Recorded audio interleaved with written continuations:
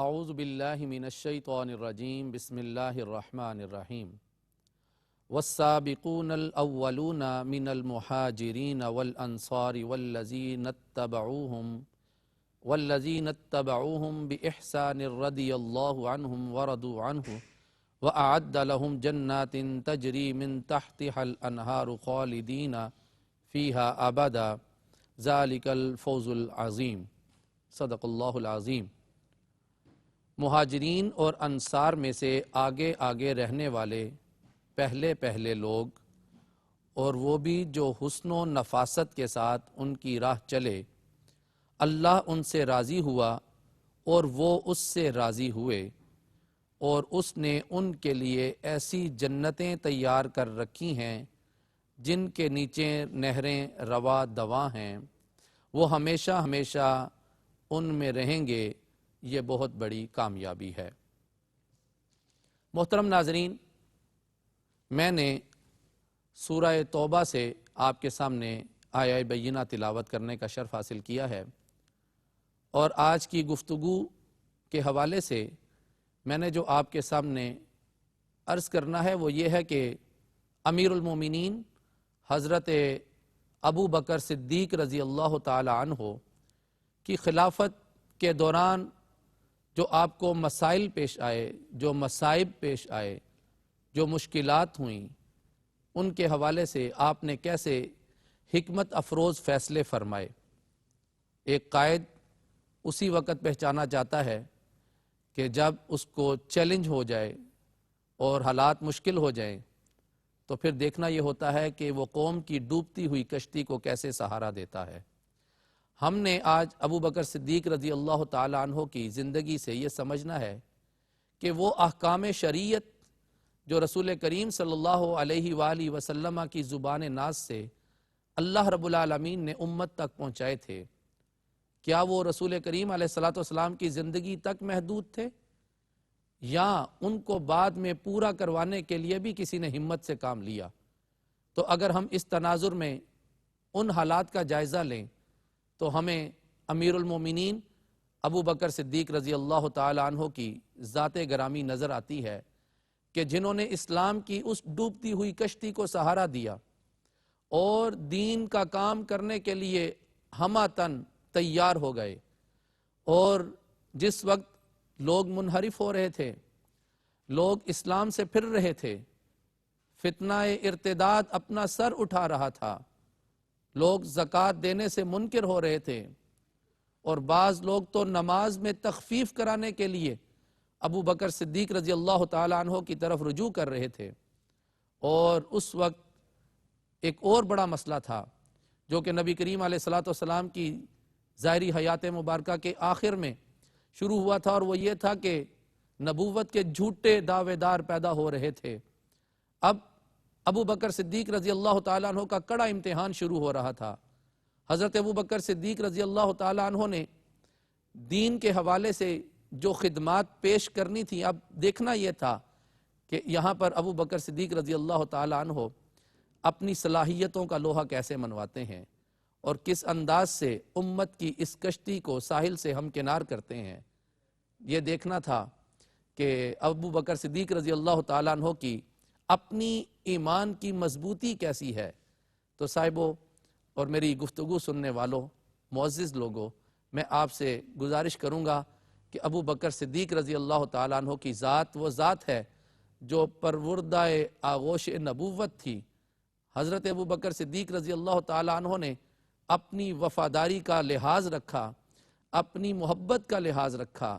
اپنی وفا شعاری کا پاس رکھا، اور حضرت ابو بکر صدیق رضی اللہ تعالی عنہ نے نبی کریم علیہ السلام سے جو تربیت حاصل کی تھی، آپ کے ساتھ جو عہد و پیمان کیے تھے، جو سیکھا تھا، اس سب کو اسی طرح برقرار رکھا، اس میں لمحہ بار بھی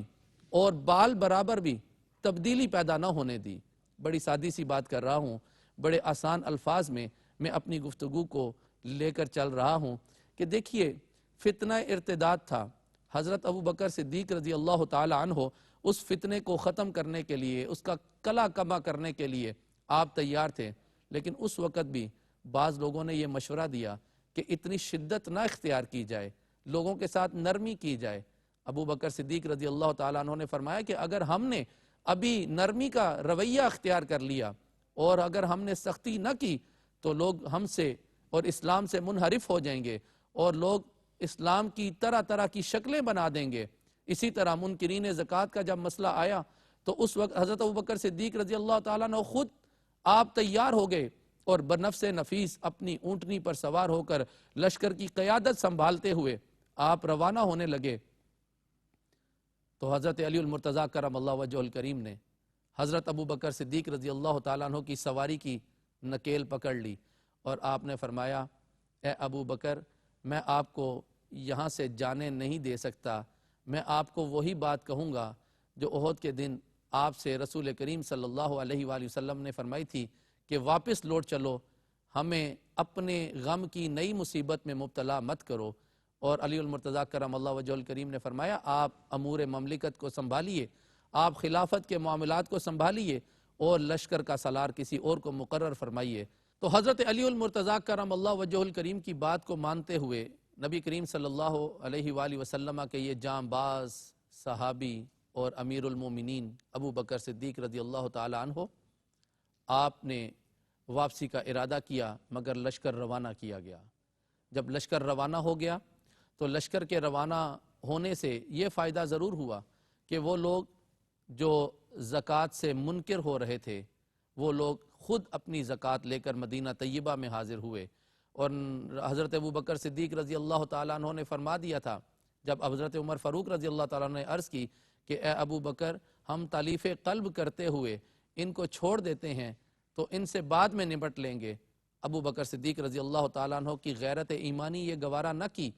حضرت ابو بکر صدیق رضی اللہ تعالیٰ عنہ کی ایمان کا یہ جو جذبہ تھا، آپ نے فرمایا کہ خدا کی قسم میں ہر اس شخص سے زکوٰۃ ضرور لوں گا جو نبی کریم صلی اللہ علیہ وآلہ وسلم کو زکوٰۃ دیا کرتا تھا، آپ کی خدمت میں زکوٰۃ کا مال پیش کیا کرتا تھا،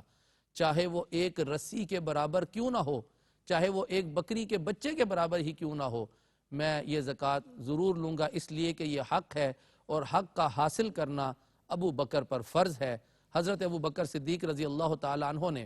وہ معاملات اسی طرح سے نپٹائے۔ یہاں پر ایک اور معاملہ پیش آ گیا جو تھا جھوٹے نبوت کے دعوے دار جو مدعیان نبوت تھے، وہ مختلف قبائل میں، یہاں تک کہ ایک عورت نے بھی یہ دعویٰ کر دیا۔ تو یہ معاملات یہاں تک خراب ہوئے کہ لوگوں نے اپنے اپنے لشکر بنا لیے اور مسلمانوں کے خلاف برسر پیکار ہو گئے۔ حضرت ابوبکر صدیق رضی اللہ تعالیٰ عنہ نے مشاورت کے بعد فیصلہ کیا کہ ہمیں ان کی سرکوبی کرنی چاہیے، اس لیے کہ اگر آج ہم نے یہ دروازہ بند نہ کیا تو کل ہر قبیلے کا اپنا نبی ہوگا، ہر قبیلہ اپنی نبوت کا دعویٰ کرے گا، جبکہ خاتم النبیین صلی اللہ علیہ وآلہ وسلم محمد عربی صلی اللہ علیہ وآلہ وسلم کی ذات ہے، اور قرآن نے واضح الفاظ میں ارشاد فرما دیا ہے، ما کان محمد ابا احد من رجالکم ولکن رسول اللہ وخاتم النبیین۔ ختم نبوت کا تاج محمد عربی صلی اللہ علیہ وآلہ وسلم کے سر مبارک پر رکھا جا چکا تھا۔ اب بس مسئلہ یہ تھا کہ وہ لوگ جو اپنے آپ کو جھوٹے نبوت کے دعوے دار کہلانے کے لیے تیار تھے، ان لوگوں نے یہاں تک جسارت کی کہ نبی کریم علیہ السلام کو مسیلمہ نے خط لکھا اور کہا کہ یہ زمین دو حصوں میں تقسیم ہے، آدھی زمین میری ہے اور آدھی زمین پر نبوت آپ کی ہے۔ نبی کریم علیہ السلام نے اس کے خط کا جواب دیا اور آپ نے فرمایا یہ زمین اللہ کی ہے اور حق اس کے وارثوں کا ہے۔ تو حضرت ابوبکر صدیق رضی اللہ تعالی عنہ نے اس وقت ضروری سمجھا کہ یہ شخص جو نبی کریم علیہ السلام کو اذیت پہنچانے کے لیے آیا تھا، ہم اس کا مقابلہ کریں گے۔ تو حضرت ابوبکر صدیق رضی اللہ تعالیٰ عنہ کی جواں مردی، آپ کی قوت ایمانی، آپ کی جذبہ اور آپ کی غیرت نے گوارا نہ کیا کہ کوئی شخص نبی کریم علیہ السلام کے منصب کو اور آپ کے منصب کو خراب کرنے کے لیے آگے بڑھے اور آپ کے منصب کو چرانے کی کوشش کرے۔ تو حضرت ابوبکر صدیق رضی اللہ تعالیٰ عنہ نے اس وقت جب فیصلہ کیا تو بہت سارے مدعیان نبوت کا کلا کما تو کر دیا گیا، لیکن سب سے بڑی جنگ جو یمامہ کے مقام پر ہوئی، حضرت ابوبکر صدیق رضی اللہ تعالیٰ عنہ نے مسیلمہ کے خلاف جو کاروائی کی تھی، ابوبکر صدیق رضی اللہ تعالیٰ عنہ نے جو یہ کاروائی فرمائی، تو بہت سارے حفاظ شہید ہو گئے. پھر بہت سارے حفاظ کی شہادت کے بعد حضرت